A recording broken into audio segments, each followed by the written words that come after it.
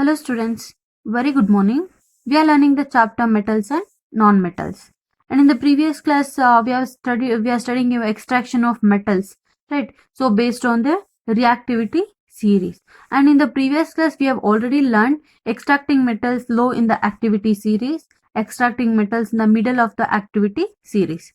And now we are going to learn about extracting metals towards the top of the activity series.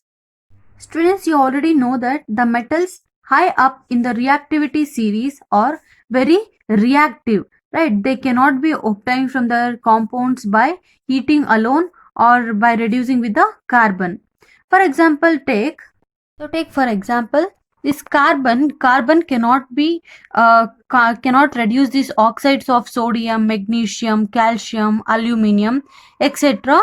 to their respective metals. Okay, carbon cannot reduce because the when compared to the oxygen and carbon, so these metals are more affinity with the oxygen when compared to the carbon. That's why they won't combine with the carbon, because these metals have more affinity for oxygen than carbon. So these metals are obtained by a process called as electrolytic reduction. Okay, by using a process called as electrolytic reduction, we can obtain a metal from these series of metals. So some of the metals like sodium, magnesium and calcium, they are high in their reactivity, right? So these metals are obtained by the electrolysis of their molten chloride. Molten means so semi-solid. Okay, you know that metals are always in a solid form, right? But if we have to get a pure metal, means it has to be in the molten form, and it is a molten chloride. Suppose if we are extracting a metal, means so that molten chloride means sodium chloride. Next, if we want to extract magnesium, means the molten chloride is magnesium chloride. Next, calcium chloride. In that form we have to extract it. So students, so I told it is a electrolytic method of refining, right? So we have to take one beaker. In that we have to pour a molten NaCl. Okay, molten NaCl. If you want to extract a metal, that we have to use a sodium chloride as a electrolytic solution, and we have to place a two electrodes. One is cathode and one is anode. So you have to connect all these into a battery, okay, as shown in this picture. So when you supply electricity, so what happens here, the sodium chloride splits into sodium ions and a chlorine ions, so chloride ions. So you know that the sodium has a positive charge, and a cathode, here it is a negative charge, and chlorines have negative charge and a anode as a positive charge, right? So when this sodium chloride splits when you supply electricity, so here it will produce sodium and a chloride ions. So the sodium ions will attract it or deposit it on the cathode electrode, okay, positive and a negative, right? So it will go and deposit on the cathode electrode, and the chlorine ions will go and deposit on the anode electrode. So then we have separated, so here sodium is deposited on the cathode and chlorine is deposited on the anode. So we have to take this anode and we have to refine it, so then we will get a pure sodium metal. So to obtain the respective metals, they will use different so their respective molten chloride. Here we will see some of the reactions. So I told at the cathode, so sodium will be deposited. So I told it is a positive charge, right? So it is a sodium ion. By gaining one electron from that cathode, so it will become a sodium metal. Okay, by gaining one electron from the electrode, so it will become sodium metal. And at anode region, so by losing two electrons, so your chlorine will lose two electrons, so and it will become a chlorine gas. Okay, this is about the extracting metals towards the top of the activity series. In the same way, similarly, so aluminium is obtained by the electrolytic reduction of aluminium oxides.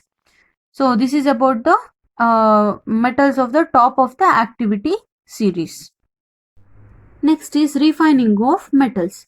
The metals produced by various reduction processes described above are they are not very pure. So they contain some of the impurities, so which must be removed to obtain a pure metal. The most widely used method for refining impure metal is same, that is electrolytic refining method. So coming to this electrolytic refining, many metals such as copper, zinc, tin, gold, silver, nickel, these are refined electrolytically. So in this process,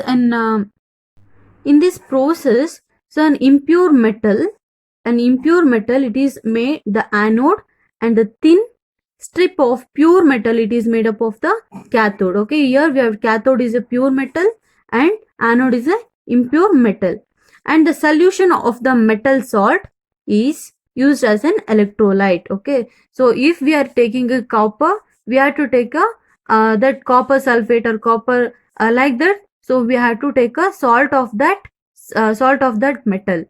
So here we have taken copper sulfate solution, acidified copper sulfate solution, and it is anode impure copper, cathode it is a pure metal of a copper, and we have to set up the apparatus as shown in this figure. So when you pass the current through this electrolyte, the pure metal from this anode, it will dissolve it into the electrolyte. Okay, ಏನಾಗುತ್ತೆ ಅಂತಂದ್ರೆ ಇಲ್ಲಿರುವಂತ pure copper ions ಎಲ್ಲಾನು copper sulphate ಸೊಲ್ಯೂಷನ್ಗೆ ಇಲ್ಲಿ liberate ಆಗುತ್ತೆ.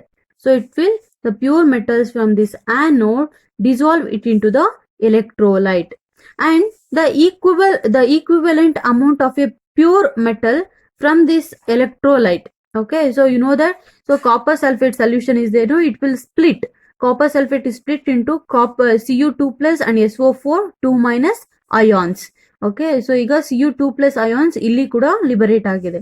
So the equivalent amount of a pure metal from the electrolyte, it is deposited on the cathode. Okay, so from ions from this electrolyte, it will deposit on the cathode side.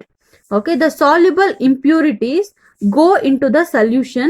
Okay, so the soluble impurities will go into the solution, whereas the insoluble, okay, ಏನೇನ್ ಇದರಲ್ಲಿ insoluble materials ಇರುತ್ತೋ, so pure metals ಎಲ್ಲ ಈ ಕಡೆ deposit ಆಗಿದೆ, and whether if there is any impurities, it will go, so it will settle at the bottom of the anode, and it is known as a anode mud. Okay, this is in this way we can so here, so all the by these copper ions, by gaining electrons from this cathode, so it will become a copper metal. So now we have a pure copper metal here. So and all the anode impurities are so deposited on the bottom of the flask. So this is about refining of metals, not only for copper.